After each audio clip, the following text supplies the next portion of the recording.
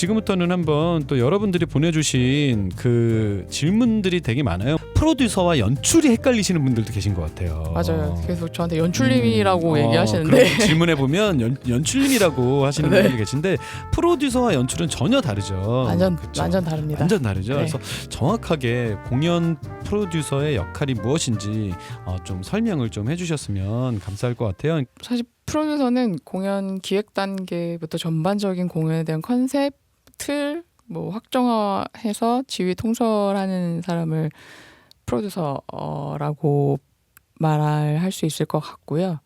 그 안에서 이제 제작 PD라고 하면 이 제작 단계 전반적으로 지휘 통솔하고 자금이라든지 이런 부분을 정리정돈해서 자금의 문제도 없이 나가고 마케팅적인 부분도 같이 조율을 해서 운영할 수 있게 하는 업무를 하고 있습니다. 연출은 이제 온전히 공연에 대한 드라마 또 뭐 테크니컬한 부분 이런 것들을 표현하셔서 정리해 주시는 게 연출님이신 것 같고요. 이제 공연 프로듀서는 완전 조물주라고 표현을 해야 하려나? 이게 이제 지휘 통솔까지 다 해야 하니까 그리고 전 공연 1년 전 대관부터 해서 그렇죠. 대관부터 정리를 해야 되기 때문에 굉장히 큰 틀에서 봐야 하는 사람이라고 생각을 하죠. 보통 우리가 이제 프로듀서 그러면 각 공연 회사의 대표님들 계시잖아요. 대표님들. 그렇죠? 우리 그 대표님들을 다 그냥 보통 프로듀서라고 네, 회사 대표님들이 보통 다 프로듀서이시죠. 네, 프로듀서이시기도 한데 그 이제 총괄 프로듀서가 그렇게 총괄 프로듀서가 있고 계시고 그 밑에 이제 제작 프로듀서가 작품을 이제 예를 들면 리드 프로듀서가 따로 있고 리드 프로듀서로서 그 작품을 제작하는 프로듀서가 있는 거죠. 그래서 제작 PD들 같은 경우는 이제 작품을 만들고 예를 들면 프로듀서는 제가 생각한 게 그 판을 만드는 사람 조물주란 말이 맞는 게 이번엔 이런 작품을 하겠다. 기획부터 그렇죠. 시작해서 그러면 이 작품을 누가 연출할 것인가? 맞아요. 그렇죠? 그런 거 뭐 이제 작가랑도 협의를 하겠지만 이 연출가를 섭외를 하고 그러니까 이 공연에 맞을 스태프들을 모으고 다 세팅을 하고 또 여기에 맞는 그 배우들을 또 섭외를 제안을 하거나 조율을 하고 그렇죠. 모아서 이렇게 배우들을 또 모으고 이렇게 해서 이 공연이라는 전체적인 큰 틀을 이게 진짜 뭐라 그럴까 이 체스판에 이제 말 놓듯이 착착착착착 놔서 이것들이 굴러갈 수 있게끔 만들어 주는 게 이제 프로듀서가 해야 될 일이죠. 그러다 보니 아는 것도 많아야 돼요. 이 공연 전반을 꿰뚫고 있어야 합니다. 그래야만 이 작품을 만들어낼 수가 있는 거죠. 그리고 굉장히 또 운이 좋아야 하지 않나라는 생각이 들어요. 어떤 면에서? 보통 제가 우스갯소리를 하는데 올해 하늘이 오늘의 운은 네가 가져가라라고 대표님 오늘 이 올해 회사는 어디다 이렇게 점지해 주는 게 아닌가. 점지를. 네, 올해 운은 네가 가져가 이렇게 하면 그런 이제 식으로. 되게 올해 너야 이렇게. 약간 몰빵이 있군요. 네, 있지 않나요? 느낌이 좀. 뭐 있죠. 그런 것들이 조금. 근데 어떤 작품을 어떻게 섭외가 돼서 또 어떻게 캐스팅이 되고 이런 것들이 또 모든 박자들이 맞아야만 작품이 사랑을 받을 수 있는 거잖아요. 그래서 그런 것들이 발빠르게 움직이셔야 하기 때문에. 그러니까 예를 들어서 똑같은 공연인데 이게 어느 극장으로 들어가느냐에 따라서 이 또 공연의 성패가 확 달라지는 게 있잖아요. 그렇죠? 그러다 보니까 그런 공연장 뭐 대관부터 시작해서 기획부터 해서 사람 모으는 것부터 해서 이 모든 것들을 다 프로듀서가 하는 일이라고 생각하시면 됩니다. 그러니까 공연을 제작하는 데 있어서 가장 맨 위에 있는 피라미드의 꼭지점, 꼭지점이죠. 꼭지점이죠. 꼭지점이어서 이 꼭지점이 공연을 세팅을 하는 사람인 거예요. 이런 작품은 이런 연출이 와서 연출을 하면 이런 색깔이 나서 이런 식으로 만들어질 거야. 그쵸. 그러니까 이 연출을 꼭 섭외를 해. 그래서 이 연출을 만들어서 이 작가들이랑 붙여서 이렇게 할 수 있게끔 뭔가 이런 세팅을 다 하는 거죠. 그래서 공연을 제작하는 경우가 두 가지가 있는 것 같아요. 제가 보기엔 일단 뭐 작가 중심적으로 시작되는 경우들이 있고 작가들이 작품을 써서 이렇게 해서 이런 작품이 있으니까 제안을 하는 경우가 있고 제안을 받기도 하고 아니면 프로듀서가 아예 기획부터 해서 이런 작가들을 섭외해서 이런 식을 이런 걸 써보세요라고 해서 작품을 만드는 경우도 있고 네. 크게 공연을 만들어지는 경우가 두 가지 경우가 있는 거죠. 네. 이렇게 그래서 프로듀서가 내가 이번에는 지금 이 시대의 흐름과 이런 걸 봤더니 약간 이런 내용의 이런 컨셉의 이런 스타일의 공연을 만들어야 될 것 같아. 라고 생각을 하고 작가를 찾고 작곡가를 찾고 이렇게도 만들 수 있는 거잖아요. 그렇게도 만들 수 있죠. 저 같은 경우 지금 기획 개발하고 있는 작품이 하나 있는데 그거는 이제 유명한 소설하고 해외에선 지금 영화로도 만들어져서 그걸 지금 라이센스를 확인하고 작가를 각색하는 작가를 섭외했고 작곡가도 섭외해서 지금 개발하고 있거든요. 그래서 그렇게도 이제 하기도 하죠. 그러니까 단순하게 공연 업무만 잘한다고 또 되는 게 아니라 이런 또 창작자적인 입장에서 창작자적인 것도 봐야 되는 볼 수 있는 게 있어야 되죠. 아이디어도 내가 찾아야 되고. 네, 아이디어를 찾아야 되기도 해서 굉장히 힘든 일이네요. 되게 자기만의 세계가 있긴 있어요. 근데 그런 것도 있잖아요. 공연을 만들어서 이게 공연의 성패에 따라서 그 모든 책임은 결국 프로듀서의 몫입니다. 프로듀서에게 가는 거잖아요. 네, 그래서 대표님들이 프로듀서인 거죠. 그렇죠. 총괄 프로듀서인 게 그거에 대한 모든 책임을 지셔야 되기 때문에 공연이 잘 되던 공연이 망하던 그거에 대한 것들을 책임을 져야 되는 사람이죠. 네, 그래서 예를 들어서 공연을 내가 이렇게 투자를 받아서 공연이 망했어. 그러면 이제 큰일 나는 거죠. 큰일 나기 때문에. 왜냐하면 이제 공연 제작비가 엄청나게 올라갔잖아요. 예전과는 뭐 비교할 수 없을 만큼 공연 제작비가 많이 올라갔기 때문에 네. 그 왜냐면 이게 또 인건비 그런 것도 있는 것 같아요. 인건비도 올라가고 전반적으로 다 그런 것들을 다 맞추다 보니까 그런 것들이 다 이 제작 단가가 올라가게 되고 그렇죠. 그런 것들을 맞추고 BEP를 맞추고 그래서 공연을 만들어내는 게 이게 쉬운 게 아닌 것 같아요. 내용만 안다고 되는 게 아니라 이런 실무와 그런 금액적인 것까지 다 알고 있어야만 할 수 있는 게 프로듀서가 아닌가라는 생각을 합니다. 그렇다면 그런 프로듀서가 되고 싶어요. 내가 이제 공연을 만들 수 있는 끝판왕이 되는 거잖아요. 네. 그게 되려면 보통 대학교 학과를 나와야 되나요? 이제 우리 보시는 분들은 내가 공연 스태프분들을 만나면서 나도 이런 걸 해보고 싶은데 어떻게 하면 그런 게 될 수 있을까라는 게 궁금하잖아요. 우리 한 PD님 같은 경우는 이제 아카데미를 영문과를 졸업하셔서 아카데미를 통해서 이렇게 현장에 일찍 들어오시면서 맞아요. 진짜 무보수로 와서 내가 올해도 하겠다. 이렇게 오셔가지고 공연계에 발 담그시면서 시작을 했어요. 그렇다면 이제 앞으로 공연을 하실 후배 분들이 어떻게 공연을 할 수 있게 되는지 방법 같은 거 좀 뭐 학과를 나와야 되는지 뭐 이런 것들. 요새는 그 되게 어분식 대표님처럼 좋으신 분들이 이제 그런 학과의 교수님으로 많이 이제 가시는 것 같더라고요. 출강도 하시고. 그 학과에도 있고 그 대학원에도 또 그런 코스들이 많더라고요. 대학원에도 그런 코스가 있으셔서 뭐 공연기획 어디 공연기획부 이런 것들이 이제 세분화돼서 나와서 그런 학과를 지망하셔서 가시는 것도 좋을 것 같고 제가 그런 문의를 많이 들어요. 대표님들의 자제분들이 공연을 너무 좋아해서 그런 데를 가고 싶다고 하는데 나는 못 보내겠다라고 그러면 어떤 학과를 가라고 하는 게 좋겠느냐. 지금은 당장은 시키고 싶지 않다라고 하셔서 그럴 땐 어떻게 설득을 하는 게 좋겠니라고 저는 사실 역으로도 질문을 받은 적은 있어요. 공연 대표님들이. 그냥 대기업 대표님들의 자제분들이 공연을 빠지셔서 공연을 빠지셔서 공연장을 보러 오신 적이 있나 봐요. 그래서 어떤 대표님이 어디 회사가 뭐 대명을 건드려 막 이렇게 막 자제분이 그렇게 막 얘기를 하신 적이 있다고. 그래서 저한테 어떻게 딸을 설득할 수 있겠어라고 이제 물어봐서 그럴 때는 그냥 제가 개인적으로 제안 드리기는 인문학과를 추천한다. 인문학과에 요새 인문학 강의들이 있어서 많죠. 들어보면 그런 데서 나오는 아이디어들이 굉장히 지금 하고 있는 작품들과 맞물리는 것들이 많잖아요. 그래서 그런 인문학과를 나오면 나중에 지금 뭐 방송국 PD분들 지금 잘 나가시는 뭐 PD분들도 다 인문학과 출신이시고 하더라고요. 그래서 그런 인문학과를 나오시면 좋지 않을까. 그리고 가장 모든 기초가 되는 게 인문학이라고 생각이 들어서 인문학과를 추천드립니다. 맞아요. 라고. 저도 배우 하겠다는 그 어떻게 하면 배우 하냐 그래서 뭐 네네. 이제 묻는 질문들 많이 듣는데 개인적으로는 뭐 연극영화과 가도 좋은데 전 배우가 갖춰야 될 소양 중에 가장 큰 것은 인문학적 소양이다. 왜냐하면 우리는 지금 뭐라 그럴까 인문학이라는 것 자체가 인간에 대해서 공부하는 학문이잖아요. 네. 인간의 삶에 대해서. 근데 우리가 공연에서 만들어내는 모든 내용들이 인간의 삶에 대한 내용들이잖아요. 맞아요. 그렇기 때문에 인문학 공부가 공연을 하는 사람들, 특히 연극이나 이 뮤지컬을 하는 사람들에게는 인간의 삶을 다룬 내용 주제 자체가 인간의 삶이기 맞아요. 때문에 그 인문학은 필수다라는 생각을 합니다. 그래서 인문학 공부를 꼭 하는 거를 추천한다고 말씀을 해주셨는데 저도 격하게 공감하는 뭔가 통했네요. 바입니다. 네. 우리가 사람에 대해서 이야기를 했는데 사람에 대해서 공부를 하지 않고 네. 사람 이야기를 어떻게 하겠어요, 그렇죠? 네, 맞아요. 네, 맞아요.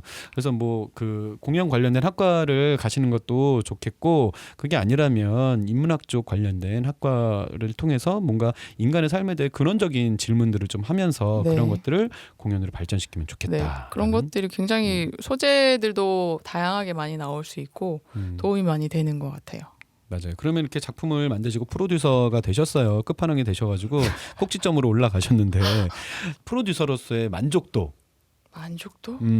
아직 사실 프로듀서로서는 되게 초보 프로듀서시잖아요. 완전 초보입니다, 여러분. 이제 초보 프로듀서신데 네. 내가 프로듀서로서 막 작품도 만들고 막 이렇게 하시면서 만족도 아니면 정말 행복했던 순간 뭐 이런 것들이 있을까요? 행복했던 순간, 인상 깊었던 시간, 뭐 사건 뭐 이런 것들. 보람 때 보람, 뭐 이런 거? 감동적이었던 건 제가 편지 한 통을 분장 SM 데스크 개화고양이 시간 SM 데스크에서 발견했는데 스테이지 매니저. 네네네. 네. 거기에 백냥시 스태프분들이라고 써 있는 편지를 발견했어요. 원래는 보통 거기에 간식들이 있는데 편지가 있길래 이건 누가 흘리고 갔을까? 큰일 날 수 있으니까 그래서 이렇게 봤더니 스태프분들이라고 써 있어서 하고 이렇게 펼쳐봤죠. 그랬더니 스태프분들이 너무 고생이 많으시다라고 하면서 관객분이 주신 관객분이 보내셨더라고요. 그러면서 재매를 하건 뭐 하건 나는 여러분을 지지합니다. 재매를 하면 안 팔리면 본인이 2장 사서 한 장은 인형을 앉혀놓더라도 할 테니까 너무 걱정하지 말라 막 이렇게 써주셨는데 진짜 천군만마를 얻은 그런 기분이겠네요. 굉장히 감동. 왜냐면 그때 그 고민에 빠져서 되게 밤새 막 그렇게 하고 있었는데 그거를 이제 보니까 울컥하더라고요. 그래서 이런 거에 응원의 편지를 이런 걸 배우들이 받아서 가는구나. 한 번도 이런 걸 받아본 적이 없으니까 제가 또 눈가가 촉촉해지시네요. 진짜 그분한테 너무 감동이어서 너무 감사해가지고 하고 싶은데 누군지 모르니까 이 자리를 빌어서 감사해요. 정말 너무 감사합니다. 진짜 제가 그때 진짜 너무 울었어요. 너무 감사해서. 지금도 눈물이 그냥 눈이 촉촉해지시네요. 네. 네. 진짜 너무 감사했습니다. 그 손편지가 스태프분들에게 큰 힘든 시기에 또 그런 손편지를 받으시니까 네네. 그죠? 받으니까 또 더 감동적으로 그게 마음으로 맞아요. 다가왔던 것 같아요. 왜냐면 맨날 그 배우들이 받는 거 기웃대기만 하다가 이거를 맨날 전달만 해주다가 그렇지. 전달자였다가 네, 전달자였다가 맨날 선물 전달만 하다가 이걸 이렇게 받으니까 근데 그 내용이 너무 감동이어서 진짜 너무 감사했습니다. 매일 그런 생각을 해주시고 있다는 것 자체가 감사했어요. 캐스팅도 하잖아요. 그렇죠? 연출과 이제 다 그렇습니다. 같이 회의를 하잖아요. 근데 프로듀서도 이제 그렇죠. 그 캐스팅에 어떻게 보면 가장 큰 권한을 갖고 있는 게 프로듀서들이잖아요. 네. 그렇죠. 네. 그럼 프로듀서가 캐스팅을 할 때 주로 어떤 거를 보는지 캐릭터랑 가장 잘 맞는지에 대해서 고민을 사실 하고요. 뭐 티켓 파워도 고민을 하지 않진 않지만 사실은 저는 일단 캐릭터랑 매칭이 어느 정도 될지에 대해서 굉장히 고민을 많이 해요. 왜냐면 작가가 그거를 쓸 때 이런 피지컬이라든지 이런 것들 사실 개화 고양이니까 고민을 했을 거고 어쩌면 해피엔딩 피지컬도 사실은 생각을 하면서 썼으니까 그런 부분들을 이제 맞는 배우를 1번 생각해야 되고 이제 그 다음 이제 음색. 네. 아무래도 뮤지컬이다 보니 그쵸. 음색. 그 다음이 이제 티켓 파워도 생각을 안 할 수가 없어서 네. 그렇게 이제 일단은 기본적으로 우선순위를 두면서 이제 복합적으로 생각을 하면서 이제 신인 배우도 찾고 찾아야 된다고 생각을 해요. 계속 개발을 해야죠. 네. 새로운 배우들을 새로운 얼굴들을 찾는데도 힘을 쓰고 계신다라는 거. 제작하실 때 공연 제작하실 때 가장 내가 중점 두는 포인트가 있다면 일단 공감되는 부분이 어느 정도 되는지에 대한 걸 공감. 네. 뭐 예를 들면 시대적인 거 협업에 대한 부분을 굉장히 많이 또 생각을 안 할 수가 없어서 항상 그 프로덕션이 창작은 쌈박질이 많이 또 나다 보니 많이 나죠. 엄청나게 많이 나거든요. 그래서 그 부분을 또 프로듀서가 잘 조율을 해야 되기 때문에 얘기 들어줘야 될 겁니다. 네, 그런 거를 굉장히 열심히 하려고 애쓰는데 사실 제가 인성이 부족해서 그런 것들이 좀 약간 많이 부족해요. 그래서 그렇지 않으려고 노력을 하는데 네, 좀 그런 것들 중점을 두고 제일 중요한 건 이제 관객과 어느 정도로 공감을 할 수 있는지가 제일 중요 포인트. 작품을 만들 때 얼마나 공감을 할 수 있는가. 서로 공감을 하는 이가 그렇다면 프로듀서로서 필요한 자질 뭐가 있을까요? 체력이라고 생각합니다. 체력. 체력입니다. 지치지 않는 체력. 신체적인 것도 되고 멘탈적인 것도 그렇고. 네. 그렇죠. 어떻게 보면 가장 멘탈적으로 많이 흔들릴 수 있는 게 프로듀서가 아닌가라는 생각이 들어요. 네, 멘탈적으로도 그렇죠. 체력이 일단 떨어지면 멘탈이 바로 꺾이기 때문에 그리고 프로듀서가 거의 아침 10시부터 업무 이제 컨펌을 계속 해줘야 되고 그 다음에 배우들 일어나는 시간들이 있잖아요. 배우님들이 일어나시고 창작진들이 일어나시고 크리에이티브들이 아침 일찍은 아니죠. 아침 일찍이 아니에요. 그래서 한 10시 넘어야 아침에 우리 업무 해야 되는 순간이 있고 그 다음에 이제 창작진들과 크리에이티브 팀들과 이제 또 해야 되는 루틴이 있어서 문자를 하나 보내더라도 아침 일찍 보내지 않으셔야 돼요. 12시 넘어서 이제 보내야 돼요. 그런 디테일을 신경을 쓰면서 그래서 보통 업무가 10시부터 밤 한 새벽 2시 이렇게까지 깨어 있어야 되는 건데 아침 10시부터 일을 하려면 저는 8시부터는 일어나야 되니까 그러면 거의 이런 삶을 살죠. 그러니까 그러면 이제 체력을 일단 줘야 되니까 그 매일 그런 삶을 살아야 근데 공연이 안 올라가면 사실은 그럴 필요가 없는데 이제 그게 또 익숙해져 버리면 오히려 그걸 안 하면 좀 이상하지 않아요? 굉장히 지금 되게 다양한 거를 하고 있어요. 지금 공연이 없어가지고 공연 없을 때 되게 더 바쁘게 지금 일하고 있어요. 공연 때 내가 바쁠 때 공연할 때 배우들도 연습 기간에 이제 엄청 바빠서 뭐 못 하거든요. 사실 딱 공연에만 매여 있잖아요. 근데 프로듀서나 만드시는 분들도 그 기간 동안에는 정말 공연에 매여 있고 공연 끝나면 똑같이 뭔가 리프레시하고 쉬고 이러면서 뭐 요즘 기타도 막 열심히 치시다. 그 일부러 그래서 치고 있는 거야. 시간을 계속 분단위로 쪼개가지고 더 바쁘게. 워커홀릭이시군요. 네, 워커홀릭이라서 제가 굉장히 분단위로 쪼개가지고 그래서 한번 이게 쉬니까 몸살 기운이 있어. 원래 그래요. 이렇게 막 하다가 쉬면 그때 아파서 몰아서 그때 아파. 정신으로 버티던 게 몸이 정신으로 버티다가 무너지니까. 닌겔 꽂고 막 이렇게 살다가 안 되겠어가지고 다시 또 이제 붙잡고. 그럼 슬럼프가 올 때 어떻게 극복하세요? 슬럼프가 오면 그 울고 자고 그냥 안 하고 그러다가 다시 또 일어나고 털고 나가고 이럴 수 없어 그러고. 그죠. 거의 슬럼프가 왔을 때가 그 카카오 있을 때였어가지고 박차고 나왔잖아요. 때로는 슬럼프조차도 사치다 이런 생각이 들 때가 있는 거죠. 그러니까 그럴 때는 몸을 굉장히 많이 움직여요. 복싱 하시잖아요. 좀 그럴 때 이제 박차고 나가죠. 움직여야 돼요. 그럼 내가 제작할 때 가장 중점을 두는 포인트가 있다면 스토리, 넘버, 연출, 배우 막 이런 것들 중에서 내가 가장 중요하게 중점을 두는 포인트가 저는 있다면? 스토리랑 음악. 스토리와 음악, 네. 뮤지컬이니까. 근데 굉장히 생각하고 싶은 거 음악에 이게 좀 더 많이 비중을 두는 것 같아요. 음악이 아무래도 뮤지컬이다 보니까 그렇죠. 맞아요. 맞아요. 뮤지컬은 음악이 가장 중요한 것 같아요. 그래서 어느 정도의 절정의 음악이 어떻게 표현을 하느냐에 또 굉장히 많은 생각을 하고 있는 것 같아요. 그래서 어획 같은 경우는 저희가 6인조였어가지고 기억을 지우는 장면을 제가 가장 인상 깊게 생각하는데 현이 엄청 하거든요. 그 김동현 연출님은 막 10원어치, 20원어치 막 이렇게 한다고 하시는데 정말 중요한 포인트. 음악에 신경을 가장 많이 좀 더 쓰신다라고 말씀을 해주셨고요. 프리뷰 이후에 각본상의 변화가 있을 때 관객들의 반응을 살피십니까?라고.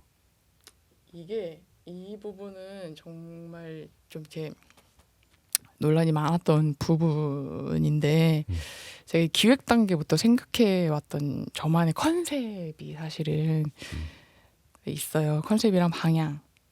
연색 과정에서 아까도 말씀드렸던 것처럼 굉장히 수정 보완이 됐고 그 수정 보완이 되면서 창작 초연의 테크니컬한 부분을 이제 설명만 듣다가 비주얼적인 부분을 설명만 듣다가 이제 실현되는 거를 공연장에서 볼 수 있잖아요. 그쵸, 사실 비주얼한 된 거를 이제 볼 수 있는 게 공연장이어서 그 테크니컬한 부분을 확인하는 온전히 다 확인할 수 있는 게 공연장이었는데 이제 공연 전날까지 저만의 이제 노트가 사실은 있었어요. 전날까지 노트가 있었고 그걸 프리뷰 기간 동안 연출님의 생각하시는 그림에 사실 누가되지 않게 어떻게 하면 이걸 잘 누가되지 않은 방향에서 협의해서 좀 수정할 수 있을까라는 고민을 계속 하면서 있던 거를 이제 협의를 해서 사실 스토리는 고친 건 사실은 아니고 비주얼적인 부분이 사실 좀 바뀐 표현한 방식이 조금 바뀐 건데 그건 이제 연출님한테 이제 말씀을 드려서 이제 노트를 이제 바꾼 거죠. 같이 이제 그러니까 저만의 이제 생각하고 있던 노트들이 사실은 있었거든요. 그래서 그거를 공유 드려서 다행히 이제 끝내놓고 끝내기 전에 그 안에 이제 빨리 수정을 해서 프리뷰 기간 안에 수정돼야 한다라는 게 이제 저만의 생각이 왜냐면 본공연 올라와서 바꿀 수 없으니까. 네.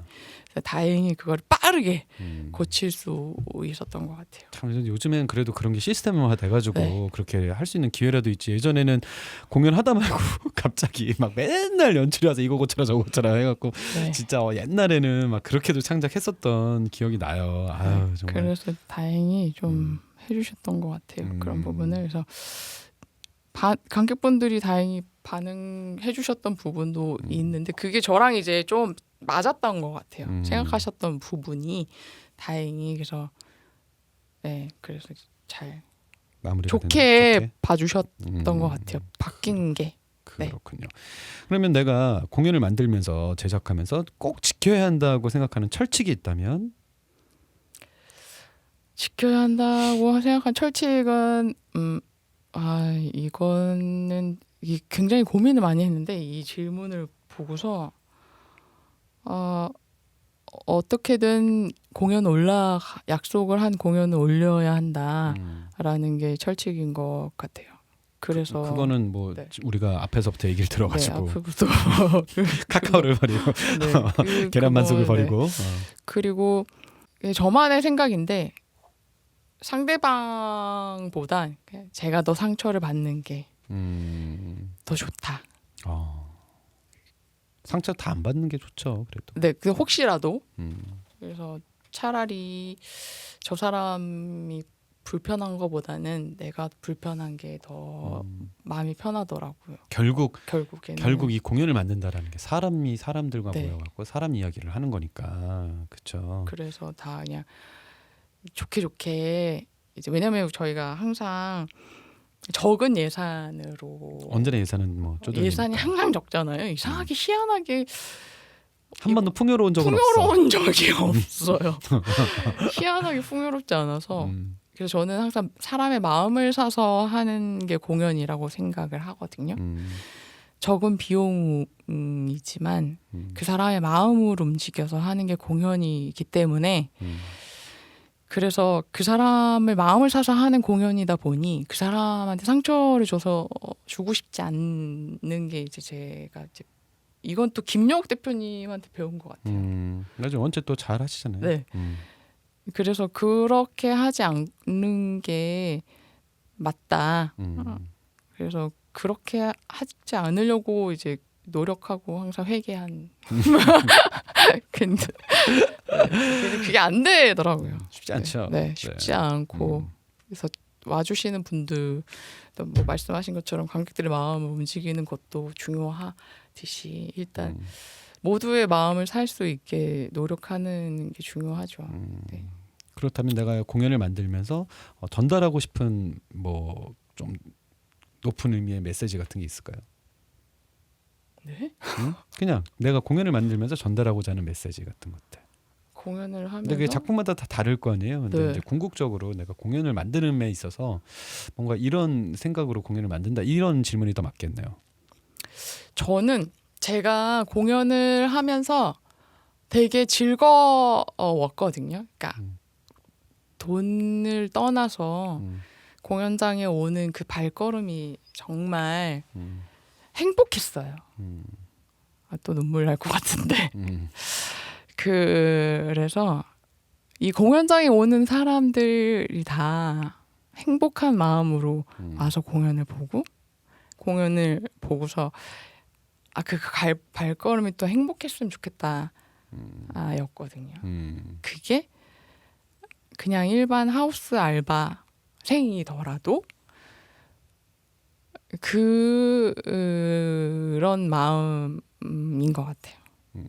그러니까 이 공연장에 있는 모든 사람들이 좀 행복하고, 네, 이 공연을 보러 오는 것 자체가 행복하고 떠나는 발걸음도 또 행복한 발걸음으로 갔으면 좋겠다라는 거거든요. 관객분들뿐만이 아니라 참여하고 모두가. 있는 스텝 네, 배우들 스태프들도 다. 그렇게 되는 날이 오는 그렇게 되게 만들고 싶은 게 소원이에요.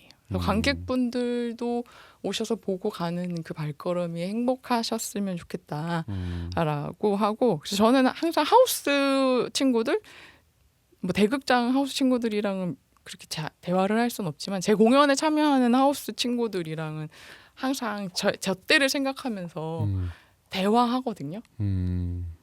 앉아서 친구 당신 어디서 왔지? 이러면서 항상 이제 물어봐요. 내 처음 모습 네, 처음 생각하면서 뭐 하던 친구인가? 막 이러면서 커피도 사주고 또 평일에는 사실 밥값을 안 줘요. 보니까 그거는 이제 제가 계약하진 않아서 잘 모르는데 평일에는 밥값이 없고 주말 공연 2회 때만 밥값을 주더라고요. 그래서 이제 몰래 이제 내 이름 대고 밥 먹어.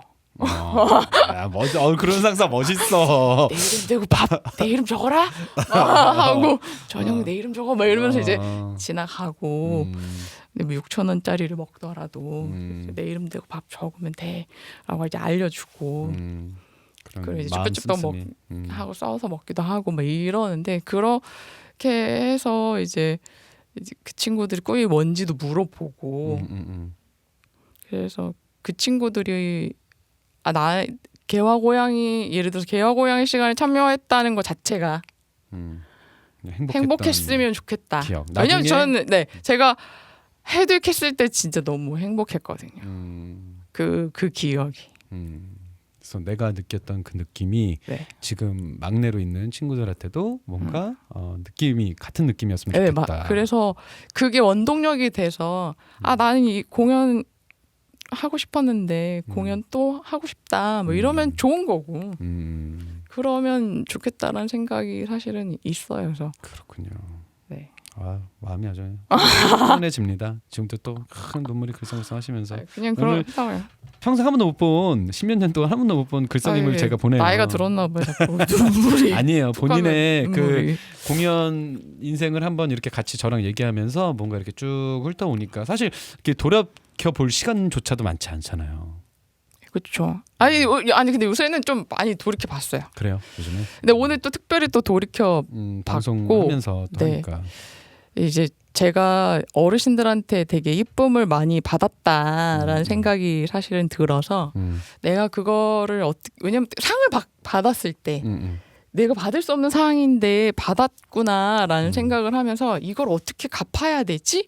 라는 사실 생각은 하고 있었거든요. 후배들한테 이제 갚으면 그거를 되죠. 이제 어떻게 하면 갚을까라는 고민을 항상 하고 있었고 이제 그거는 내리사랑으로 갚아야 될 맞아요. 수밖에 없어서 선배들한테 잘하라는 것보다 선배님들은 이미 다 그걸 네. 누리신 분들이기 때문에 선배님들한테 잘하는 건 뭐 당연한 거지만 내가 받은 사랑을 밑으로 보내서 네. 또 그게 선순환돼서 밑으로 계속 갈 수 있는 게 사실 제일 중요하죠. 맞아요. 네, 그래서 그걸 맞아요. 최대한 하고 싶은데 아직 제가 부족합니다.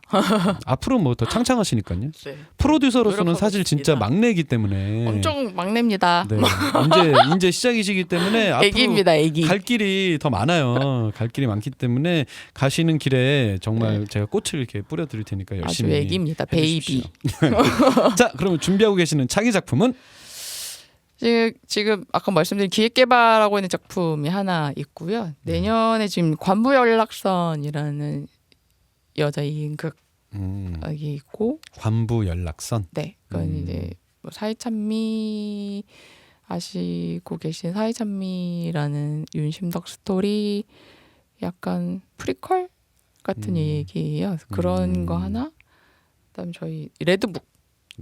네, 레드북 지금 준비하고 내년에 있고, 하나요? 내년에 합니다. 내년에 지금 준비하고 21년도? 있습니다. 그래서 지금 그거 때문에 계속 창작진 분들이랑 캐스팅 때문에 고민하고 있어요. 레드북 작품 좋다고 많이 들었는데 이번엔 꼭 네, 제가 못 봤거든요. 레드북을. 엄청 작품 좋죠. 좋아서 열심히 지금 한 기대에 저버리지 않도록 하려고 네. 노력 중인데 아이고 모르겠어요. 코로나 때문에 아니요, 코로나 때문이 아니라 그냥 제가 잘해야 되는데 아니 잘하시겠죠. 이제 대극장에 도전하는 거다 보니 좀 두려움이 또 오고 있습니다. 잘하실 겁니다.